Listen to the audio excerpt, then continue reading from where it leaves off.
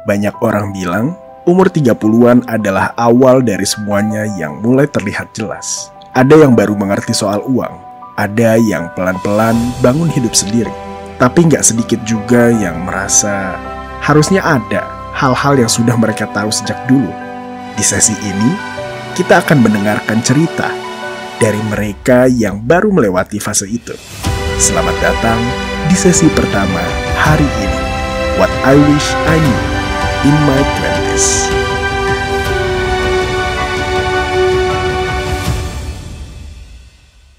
Hai The 20s, di sini ada yang nggak 20s?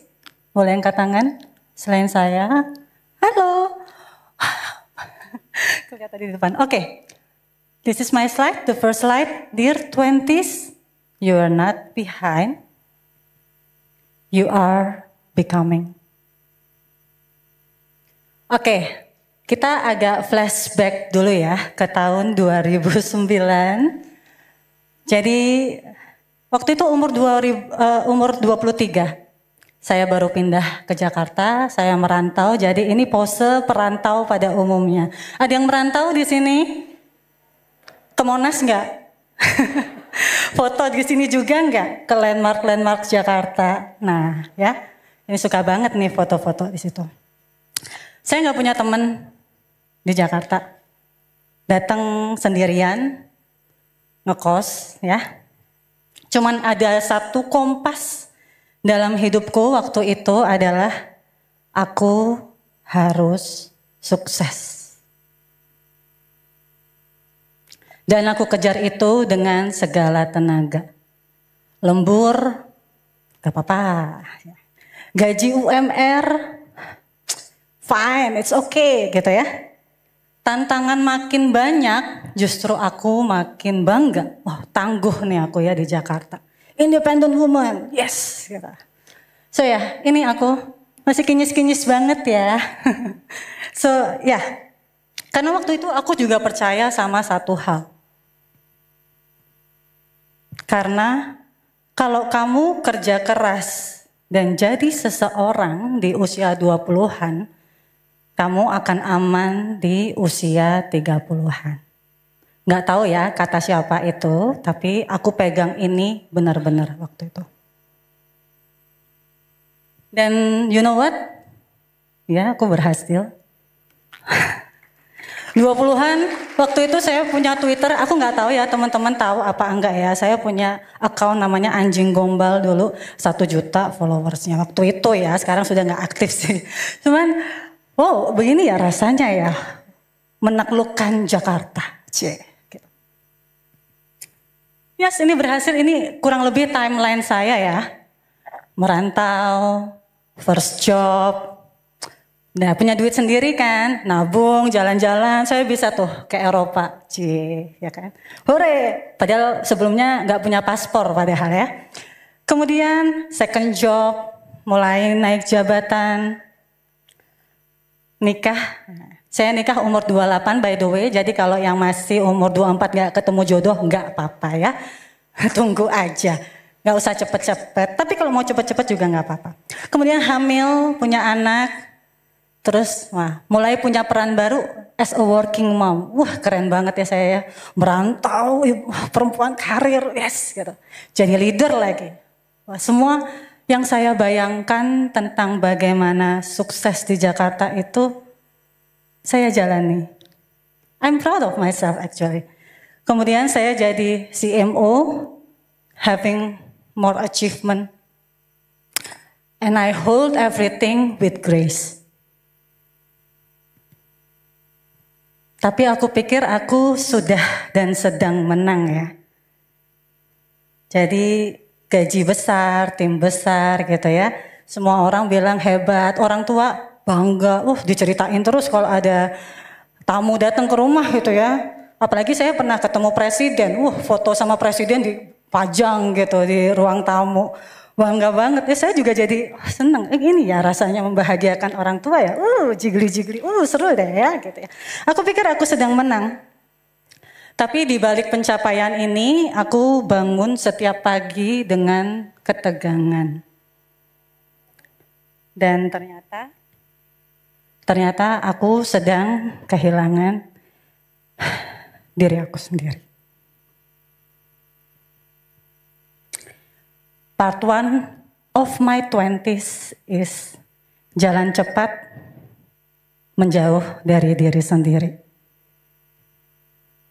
Kalau kalian ketemu aku nih ya, umur 20-an, kalian akan ngelihat seseorang yang sibuk, ambisius, banyak kegiatan, kesana kemari, banyak prestasi gitu ya. Nggak ada berhentinya. Orang-orang sering bilang, kamu nggak capek apa nak gitu? Enggak. Gitu. Happy soalnya, tetap happy. Tapi kalau kalian bisa dengar isi kepalaku waktu itu, Rana, ayo jangan telat, kita entar lagi 30 tahun. Ayo Rana jangan berhenti sekarang, ayo, nanti kamu hilang semuanya yang sudah kita capai ini. Rana jangan sampai gagal. Kita udah ngerantau jauh-jauh, masa gagal sih? Ini yang ada di kepala aku. Jadi aku pikir tuh aku bergerak karena disiplin gitu ya. Aku pikir aku bergerak karena tangguh. Dan ternyata sebenarnya aku tuh bergerak karena takut. Takut gak jadi siapa-siapa. Aku takut mengecewakan. Ini. Saya takut mengecewakan orang tua saya. Dan karena salah satu misi saya datang ke Jakarta adalah saya pengen menaikkan derajat mereka.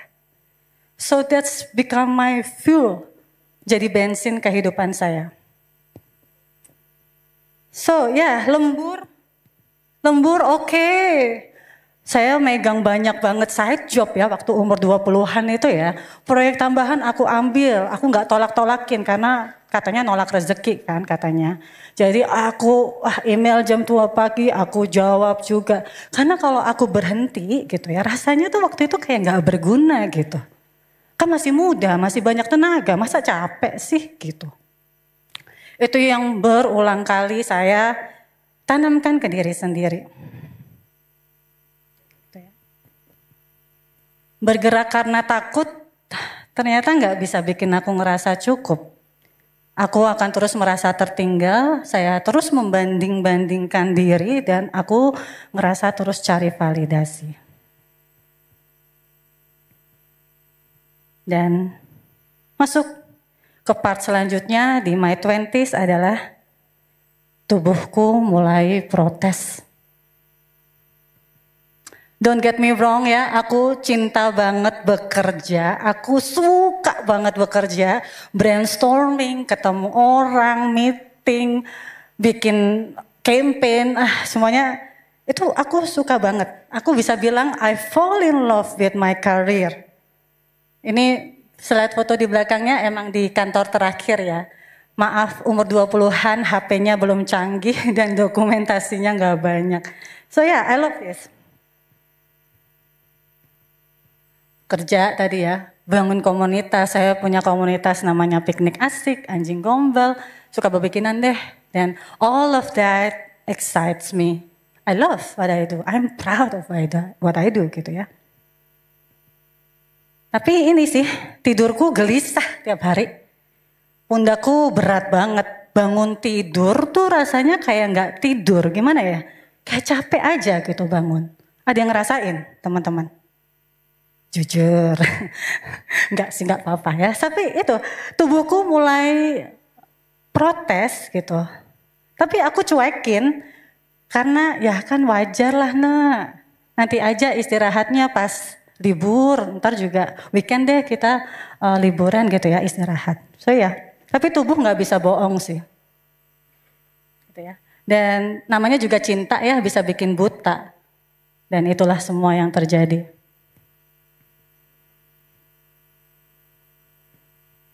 Ya ini aku cuekin dan yes.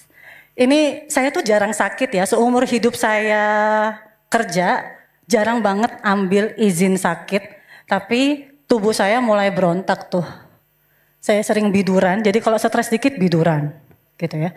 Ini hanya salah satu aja dan sebenarnya tubuh memang gak bisa dibohongin teman-teman. Dia sabar tapi dia juga jujur.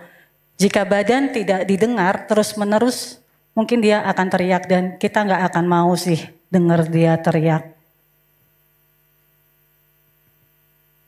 Ya ternyata aku tuh nggak cuma lelah karena kerja sih.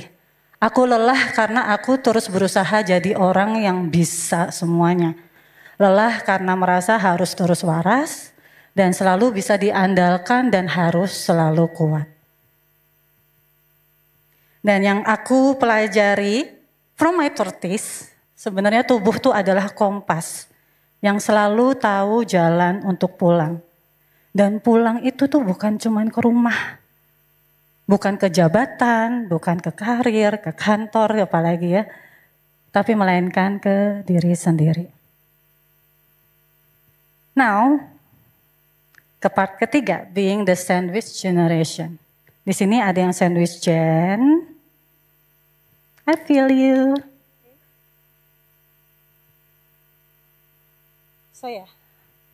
20-an gaji UMR waktu itu ya cukup sih, cukup kok. Bisa transfer orang tua, ya bisa gitu ya, dibisa-bisain gitu lebih tepatnya. Tapi aku melakukan semua itu dengan riang gembira sih ya, riang gembira banget. Apalagi aku ambil side job banyak kan, jadi ya alhamdulillah tabungan bisa, orang bisa ke Eropa gitu kan ya karena banyak side job. Tapi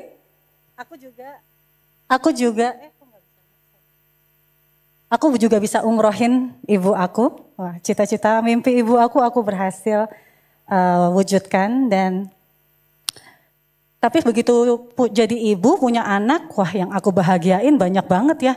Harus dana pendidikan, terus kata financial planner kan kita kalau memutus rantai sandwich gen harus punya dana pensiun. Oh iya ya, itu saya dengerin dari Ica tuh. Konten-kontennya Ica tuh yang bikin saya, oh iya oke, saya jadi ngerti gitu ya literasi keuangan.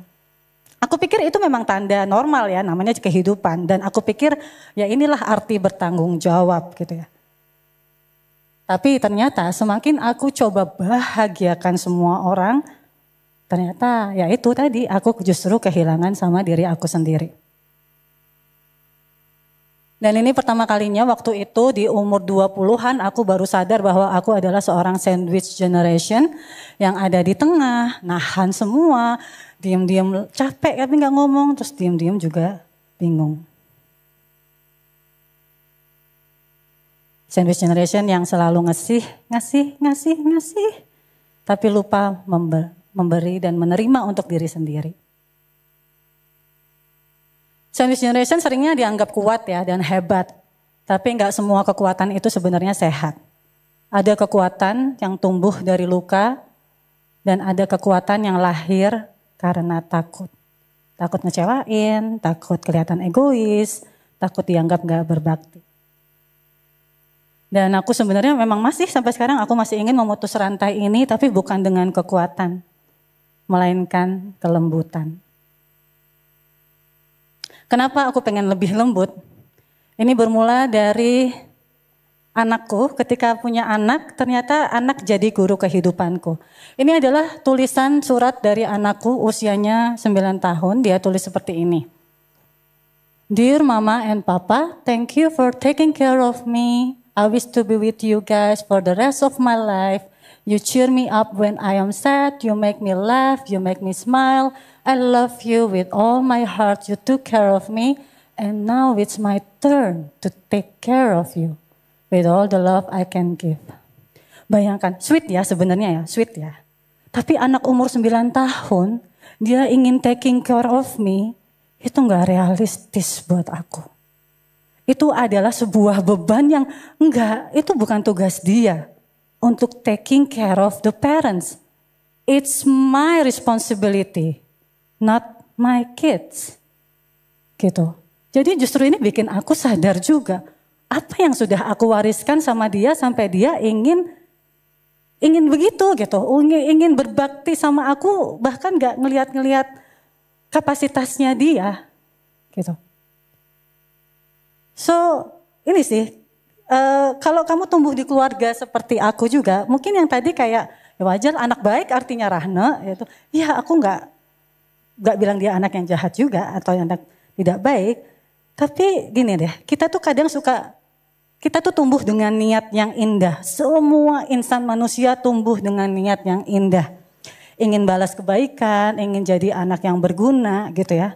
Tapi kadang niat itu pelan-pelan bisa berubah jadi beban kalau kita tidak aware sama diri kita sendiri.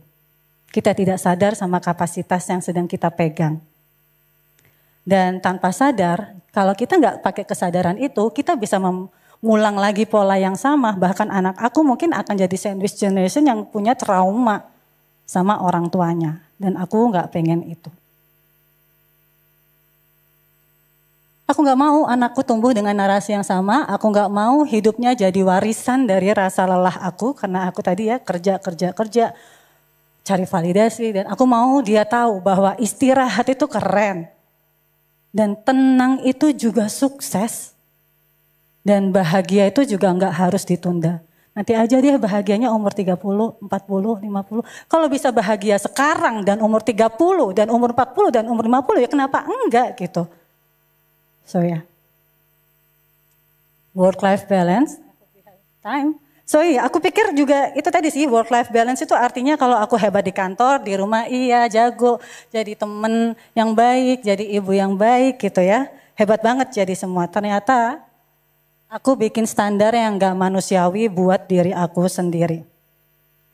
Dan kalau aku gak bisa memenuhi salah satu peran aja, itu rasanya aku langsung gagal gitu jadi manusia. Tapi ternyata ya hidupku bukan timbangan sih. Hidupku bukan soal membuat semua hal sama rata setiap harinya. Ya, enggak kayak gitu. Hidupku adalah tentang ruang untuk bernafas. Yang kadang penuh, kayak kita hirup nafas ya. Kadang penuh, kadang kosong. Dan semuanya sama, tetap sah juga. Dan hidupku juga bukan sirkus yang ngejaga semua bola atau semua peran biar enggak jatuh. Aku merasa hidupku seperti orkestra dan aku dirijennya. Dimana kalau aku pengen mainin nada kerja ya udah kerja. Aku ingin jadi nada, ingin memainkan nada istirahat aku jadi lebih rileks. Atau bahkan nada-nada untuk aku jadi diri aku sendiri. Bukan peran ibu, bukan peran istri, bukan peran anak. Ya pengen jadi aku aja. Kalau dulu aku maksain semua peran harus tampil sempurna. Kalau sekarang sih aku tanya, peran mana yang aku butuh hadirkan paling tidak hari ini aja. Besok aku bisa berubah lagi. Dan work-life balance bagiku bukan soal memilih sih antara kerja atau hidup, tapi mengizinkan semua bagian hidup hadir dengan cara yang jujur, lembut, dan juga cukup. Part 5, access to ease. Jalan pulang ke diri sendiri.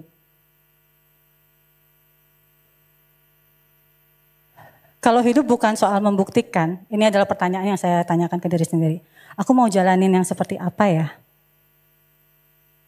Tepat banget, ini gak tahu, pasti bukan kebetulan. Jadi kalau in our 20s ngerayain 1 tahun anniversary, saya juga merayakan 1 tahun resign-versary, is that a name? Resign-versary, yes. Saya meninggalkan 15 tahun karir stabil. Aku bukan nyerah. Tapi karena aku mengenal ease atau kemudahan untuk pertama kalinya yang membantuku memilih cara hidup yang lebih jujur at least untuk diri aku sendiri. Apa sih yang ease ajarkan pada aku gitu ya? Kemudahan muncul bukannya karena semuanya berjalan lancar sih, tapi ketika aku berhenti melawan diriku sendiri. Ease atau ketenangan ini tuh bilang bahwa aku gak harus lari untuk menerima sesuatu. Jadi saya sedang membangun access to ease. Saya beralih dari 15 tahun tadi corporate girl, saya sekarang di bidang wellness dan juga terapi holistik. Ease tuh ngajarin aku bahwa aku gak harus terburu-buru, bahwa aku tuh bisa kok memilih dengan tenang. Dan bahwa hidup itu bukan balapan, tapi perjalanan pulang ke tubuh, ke nafasku, dan ke aku yang sesungguhnya. Terkadang hidup bukan tentang naik level terus sih. Kadang hidup tuh kayak pulang ke rumah yang sempat dilupakan. Jadi kalau dulu aku kerja buat naik jabatan, sekarang aku berkarya dan berkreasi untuk naik kesadaran. Dan ternyata bahagia itu bukan goalnya, tapi ritme. Dan aku bisa menari sesuai irama tubuhku sendiri. Di umur 20-an aku pikir aku harus bahagiain semua orang. Orang tua, pasangan. Di usia 30-an aku belajar bahwa aku juga layak hidup untuk dua orang ini. Rahna kecil dan Rahna kala tua nanti. The little girl who dream quietly in silence, and also Ellie for the older me, who one day will thank me for not abandoning myself. Saya masih akan show up buat family, the world gitu ya, tapi not at the cost of myself. I honor the life between the girl I was and the woman I am become. Saya punya sebuah surat untuk saya di usia 20-an. Saya sebenarnya beli satu kursi. Kalau sebelahnya kosong berarti itu kursi saya sepertinya. Saya beli ini untuk Rahna yang usia 20-an. Hai Rahna usia 20. Kamu lari kencang karena takut tertinggal. Kamu senyum terus supaya gak ada yang curiga kamu lelah. Kamu kerja keras supaya suatu hari bisa bilang, aku berhasil. Tapi aku di sini berusia 39 tahun, membelikan satu tiket tempat duduk di ruangan ini dan ingin bilang, kamu gak harus berhasil untuk dicintai, kamu gak harus kuat terus untuk dianggap hebat, kamu sudah cukup bahkan sejak dari awal. Kamu boleh istirahat, kamu gak ketinggalan apa-apa. Terima kasih sudah bertahan, terima kasih sudah terus mencoba, dan sekarang kita jalan sama-sama dengan tubuh yang lebih tenang dan hati yang gak perlu lagi setumpuk pembuktian. Saya Rahna Putri, terima kasih. Cerita-cerita tadi nunjukin satu hal. What I wish I knew in my 20s itu beda-beda buat tiap orang. Tapi satu hal yang sama. Semuanya penting. Dan semuanya datang di waktunya. Well, we might not have it all figured out. But maybe this is what learning looks like, right? Goodbye for now. We will see you on the next session.